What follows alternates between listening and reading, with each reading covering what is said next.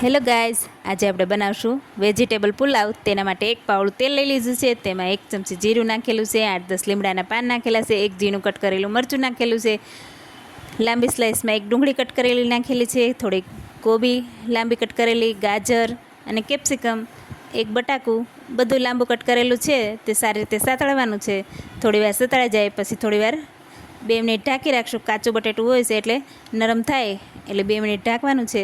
જો આપણું નરમ બટેટું થઈ ગયું છે ત્યાર પછી આપણે સારી રીતે હલાવીને 1 ચમચી હળદર, ગરમ મસાલો, સ્વાદ મુજબ મીઠું બધું સારી રીતે નાખીને હલાવીને આપણે બાસમતી રાઈસ બાફેલા છે તે ઉમેરવાના છે।